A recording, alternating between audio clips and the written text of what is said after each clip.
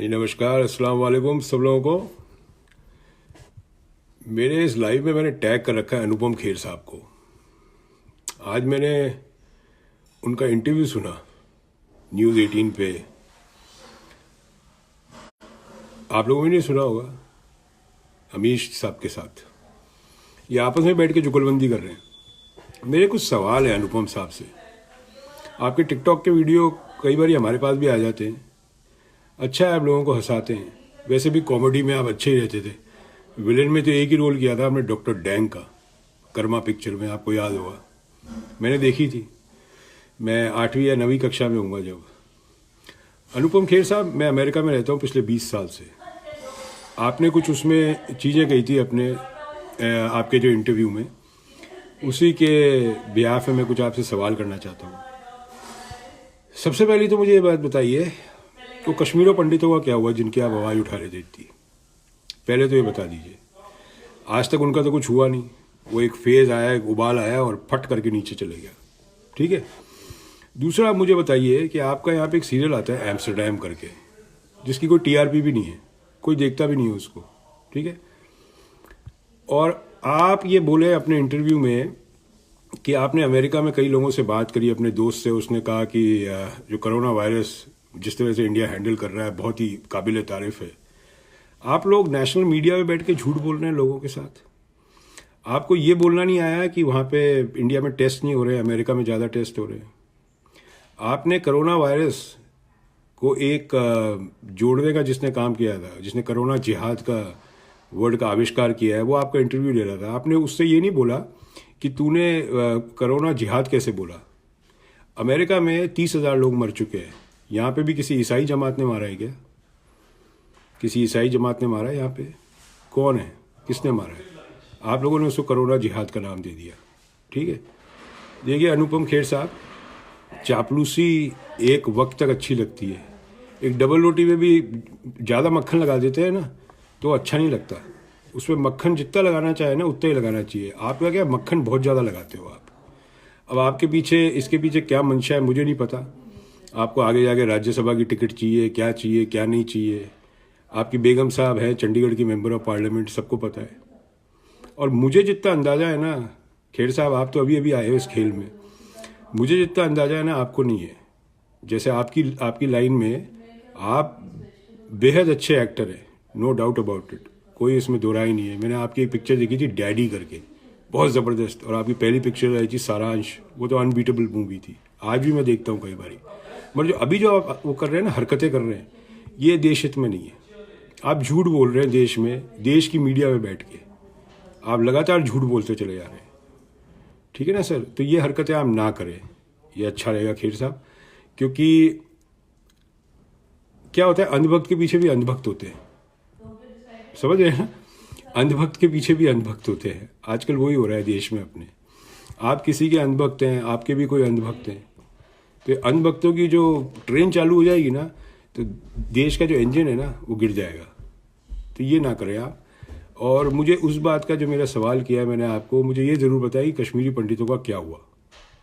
ये बताइए कितने कश्मीरी पंडित वहाँ जा रहे हैं, कितने को ज़मीन मिल गई है, क्या हुआ उन कश्मीरी पंडितों। मैं भूलता नहीं हूँ, मैं भूलता नहीं हूँ। मुझे पता है आपको एक पार्टी से नफरत है, उस पार्टी से नफरत है जिस पार्टी ने स्कूल बना के दिए, जिस अपने कॉलेज में पढ़े वो भी उस पार्टी ने बना के, जिस अस्पताल में आप पैदा हुए थे वो भी उसी पार्टी के ज़माने में बना था।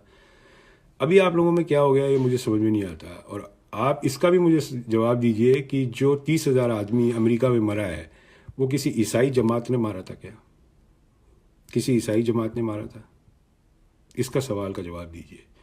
और ये उल्टे सीधे जो आप बनाते रहते हैं ना वीडियो टिकटॉक पे, फिर उल्टे सीधे हंसते रहते हैं, ये सब ये ना करें, ये अच्छा नहीं लगता, ये आपको शोभा नहीं देता है। अब एक सीनियर आदमी है, 60 साल की आपकी उम्र होने वाली है, हो चुकी है, तो ये सब आपको शोभा नहीं देता है। मैं अमेरिका में रहता हूँ, ठीक है, डैलस में रहता हूँ, टेक्सास में। कभी अमेरिका आए तो मुझसे संपर्क करिएगा, मैं न्यूयॉर्क आ जाऊँगा आपसे मिलने, या तो आप इधर आ जाना मेरे से मिलने। You are most welcome in my house, no problem, ठीक है ना सर। तो और मैं दोबारा रिपीट कर देता हूँ, एक्टर आप मुझे बहुत पसंद है, आपकी एक्टिंग बहुत पसंद है, मगर अभी जो आपकी चल रही है ना एक्टिंग, उसको एक्टिंग नहीं बोलते, उसको ओवर एक्टिंग बोलते हैं। आपने एक बात बताइए खेर साहब, आपको पता है कि हिंदुस्तान में कितने बच्चे स्कूल नहीं जाते हैं? अंदाज़ा भी है आपको? किसकी वजह से नहीं जाते पता है आपको? क्योंकि पैसा नहीं है। 28 मिलियन बच्चों से लेके आप समझ लीजिए 32 मिलियन बच्चे इंडिया में स्कूल नहीं जाते हैं। आपने कभी आवाज़ उठाई? उनके माँ बाप को मिला के आज की तारीख में कितने मिलियन हो गए? 64 मिलियन। 64 मिलियन बेरोजगार लोगों के बच्चे स्कूल नहीं जाते हैं। आज की तारीख में जो कोरोना वायरस के बाद में जो इंडिया में होने वाला है, आपको उसका अंदाज़ा भी है? भुखमरी, क्राइम, रेप, अंदाज़ा है? नहीं है। उस पर आप चर्चा नहीं करेंगे, नहीं कर सकते। 32 मिलियन बच्चे स्कूल नहीं जाते हैं। दो ही रीज़न हो सकता है, या तो जाना नहीं चाहते या पैसे नहीं है। आपने कभी बात नहीं करी। आपकी पार्टी के लोग रेप उस चार्जेस में जेल में बंद हैं। कभी चर्चा करी आपने? नहीं करी। तो मुझे इस क्लियर कट अंदाज़ा हो जाता है खेर साहब कि आपकी थिंकिंग एक तरफ जाती है, लॉपसाइडेड थिंकिंग है आपकी। आप देश हित में नहीं सोचते, आप सोचते हो एक राजनीतिक पार्टी के हित में, और उस हित के पीछे राज्यसभा की सीट है, आज नहीं तो कल। लिखित में ले लीजिए, आप कितना ही नकार लीजिए, नहीं होगा। ठीक है? तो किसी भी जिस दिन आप लोगों ने इसको एक रिलीजन के साथ जोड़ दिया था ना, उस दिन मुझे पता लग गया था कि ये बवाल बहुत साल चलेगा अब इंडिया में, बहुत साल। एक बात बताइए खेर साहब, ये जिनके बारे में आप बोलते रहते हैं, इन्हीं के जमात से ज़हीर खान, अजहरुद्दीन, मोहम्मद रफ़ी, सलमान, शाहरुख, बड़े बड़े नाम, अब कलाम साहब, ये सब इन्हीं की जमात से आए हुए हैं। और मैं आपको एक और बता दूँ, जिस जमात के ऊपर आप लोग इतना चिल्ला रहे हैं ना, देश के अंदर 80% मुसलमान उस जमात के ख़िलाफ़ है। 80%। आपको इतने मुसलमान नहीं जानते होंगे खेर साहब जितना मुझे जानते हैं, समझ दीजिए। मेरी तो कोई फिल्म भी नहीं आती, मैं कोई एक्टर भी नहीं हूँ, मैं कोई सेलिब्रिटी भी नहीं हूँ। ठीक है? मैं आपकी तरह एक्टिंग भी नहीं करता, और ओवर एक्टिंग मुझे आती नहीं है। 70 से 80% मुसलमान, 80% ऊपर ही मान लो, वो नहीं जानते, वो नहीं मानेंगे जो इन्होंने करा है। मेरी अभी बात हो रही थी जापान, मैं आपको बता देता हूँ। जापान में मुस्लिम कम्युनिटी से, जो इंडिया के मुस्लिम्स हैं, जो जापान में रह रहे हैं पिछले 20-20 साल से, थूकते हैं इन लोगों पे, तबलीगी जमात पे थूकते हैं, बोले हम मानते भी नहीं इन लोगों को।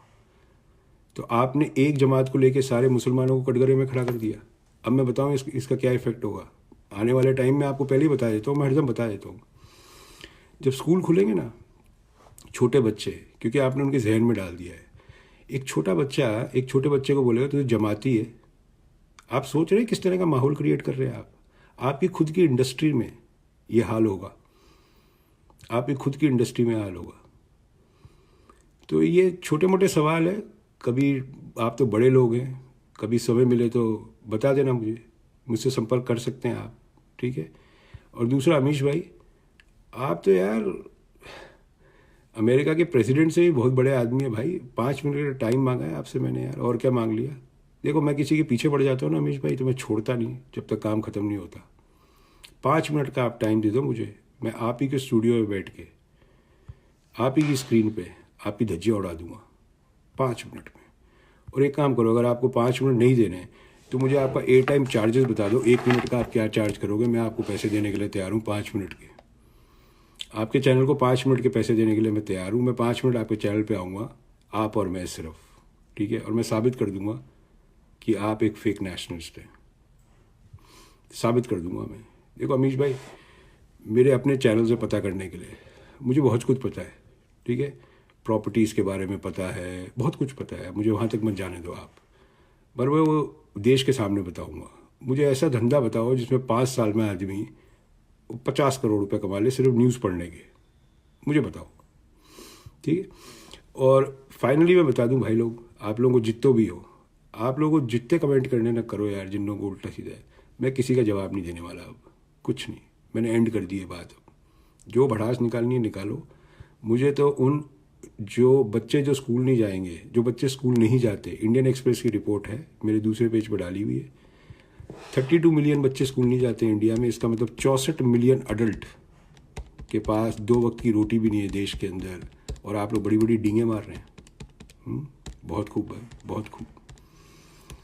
तो खैर साहब, और वो अमेरिकन का नाम बताइएगा मुझे जिसने जिसने आपको बताया कि इंडिया तो बहुत अच्छी तरह से हैंडल कर रहा है। अभी गेम शुरू भी नहीं हुआ है खैर साहब, गेम शुरू भी नहीं हुआ है अभी। आप हिंदुस्तान की जनता को मिसगाइड कर रहे हैं नेशनल नेटवर्क पे, और उस आदमी के साथ बैठ के बात कर रहे हैं जिसने इस शब्द का आविष्कार किया जिसका नाम है कोरोना जिहाद। अमेरिका में आपने किसी को सुना ये बोलते हुए? किसी को सुना आपने अमेरिका में बोलते हुए ये वाली बीमारी को किसी से जोड़ते हुए सुना?